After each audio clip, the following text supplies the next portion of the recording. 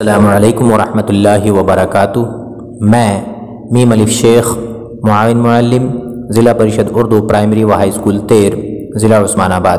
عزیز طلباء، آج ہم اردو بال بھارتی کی 7ویں جماعت کی کتاب سے سبق نمبر 2 حضرت عثمان غنی رضی اللہ تعالیٰ عنہ، جس کے مصنف ہیں سلیم شہزاد، اس سبق کا آج ہم دوسرا حصہ آپ کے سامنے تدریس کرنے جا رہے ہیں۔ لہٰذا آئیے ہم اگلے پیراگراف کا بلند خوانی کے ذریعے سے آپ کے سامنے اس درس کو پیش کرتے ہیں۔ حضرت عثمان رضی اللہ عنہ کا خاندان مکے کا ایک ممتاز اور بااختیار خاندان تھا، جس کا شمار قبیلہ قریش کے رئیسوں میں ہوتا تھا۔ ان کی والدہ اروا حضرت محمد صلی اللہ علیہ وسلم کی قریبی رشتہ دار تھیں۔ حضرت عثمان رضی اللہ عنہ میانہ قد اور مضبوط بدن کے خوبرو شخص تھے۔ یہ بات بھی مشہور ہے کہ حضرت محمد صلی اللہ علیہ وسلم سے حضرت عثمان رضی اللہ عنہ کی بہت زیادہ مشابہت تھی۔ حضرت عثمان رضی اللہ عنہ نہایت باحیا، صبر کرنے والے، نرم دل اور سخی تھے۔ اپنی سخاوت کی وجہ سے وہ غنی کہلائے۔ وہ صفائی پسند تھے، روزانہ غسل کرتے، صاف ستھرے کپڑے پہنتے اور خوشبو لگاتے۔ اسلام قبول کرنے کے بعد ہر جمعہ ایک غلام آزاد کرنا ان کا شعار بن گیا تھا۔ خود سادہ کھانا کھاتے، لیکن مہمانوں کو ہمیشہ لذیذ اور عمدہ کھانا کھلاتے تھے۔ خلیفہ بن جانے کے بعد بھی انہوں نے کبھی خود کو عام مسلمانوں سے برتر اور افضل نہیں سمجھا۔ وہ سب کے ساتھ بیٹھتے، سب کی عزت کرتے، لیکن کسی سے اپنی تکریم کی خواہش نہ کرتے۔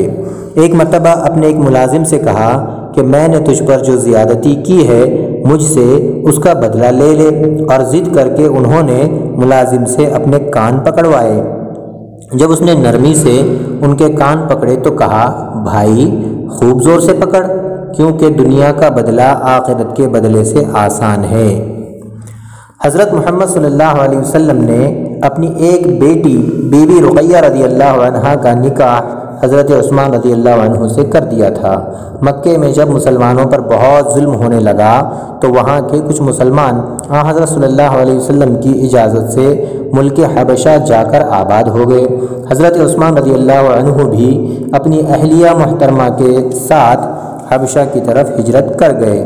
چند برسوں کے بعد جب یہ بات مشہور ہوئی کہ مکہ کے لوگ مسلمان ہو گئے ہیں تو حضرت عثمان رضی اللہ عنہ واپس تشریف لے آئے، مگر کافروں کے مسلمان ہو جانے کی خبر جھوٹی تھی۔ ان کے ظلم و ستم مسلمانوں پر برابر جاری تھے۔ حضرت عثمان رضی اللہ عنہ اب رسول اکرم صلی اللہ علیہ وسلم کے ساتھ مکے ہی میں رہے۔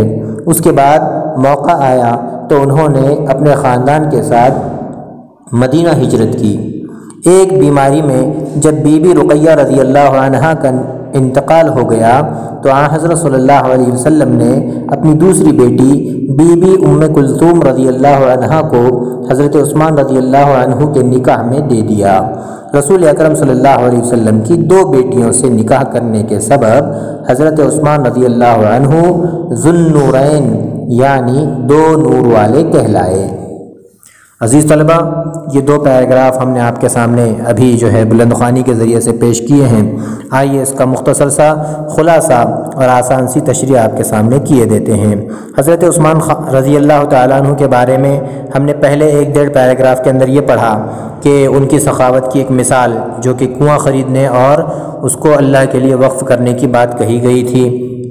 اس کے علاوہ آپ جو ہے تیسرے خلیفہ ہیں مسلمانوں کے، یہ بات بھی بتائی گئی تھی، اور آپ جو ہے مدینہ آنے کے بعد تیسرے خلیفہ مقرر ہوئے، یہاں تک بتایا گیا تھا۔ لیکن حضرت عثمان غنی رضی اللہ عنہ کے خاندان کے بارے میں اس پیراگراف کے اندر بتایا گیا ہے کہ وہ مکہ کے ایک ممتاز قریش خاندان کے رئیسوں میں تھے، بڑے لوگوں میں تھے، اور ان کی والدہ اروا رضی اللہ عنہ حضرت محمد صلی اللہ علیہ وسلم کی قریبی رشتہ دار تھیں۔ اور حضرت عثمان رضی اللہ عنہ کا جو خاکہ تھا وہ بھی یہاں پر مصنف نے کھینچا ہے کہ آپ کا جو قد تھا وہ میانہ تھا، مضبوط بدن کے خوبرو شخص تھے اور صفائی پسند تھے، اور آپ صلی اللہ علیہ وسلم سے بہت زیادہ ان کو مشابہت تھی، یعنی آپ صلی اللہ علیہ وسلم جیسے نظر آتے تھے۔ ان کی خوبیوں میں مصنف نے یہ بات بھی بیان کی کہ آپ بہت زیادہ باحیا تھے، صبر کرنے والے تھے، نرم دل تھے اور سخی تھے۔ سخی یعنی بہت زیادہ خیر خیرات کرنے والے، جس کی وجہ سے ان کا جو لقب تھا وہ غنی پڑ گیا تھا۔ اتنی صفائی پسندی آپ کے اندر تھی کہ روزانہ غسل فرماتے تھے، روزانہ نہاتے تھے، یعنی اتنے صفائی پسند تھے۔ اور ہر جمعہ کو ایک غلام آزاد وہ جو ہے غلام کو آزاد کیا کرتے تھے۔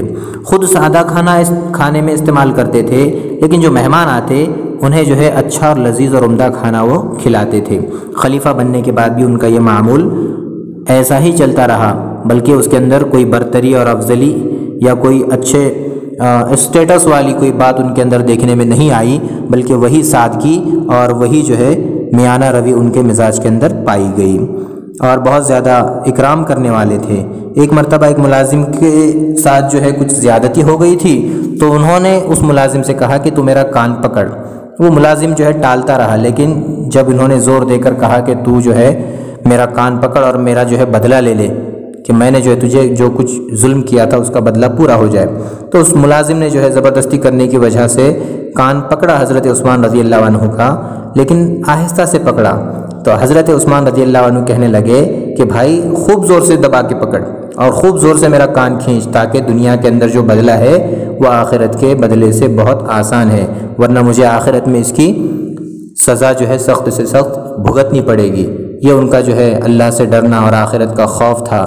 حضرت محمد صلی اللہ علیہ وسلم کی ایک بیٹی جن کا نام بی بی رقیہ رضی اللہ عنہا ہے، ان کے ساتھ ان کا نکاح ہوا، اور جب مکہ میں اسلام قبول کرنے والوں کو بہت زیادہ وہاں کے قریش اور کفار و مشرکین ستانے لگے، تو حضور پاک صلی اللہ علیہ وسلم نے بہت سارے صحابہ کو اجازت دی کہ آپ جو ہے حبشہ چلے جائیں۔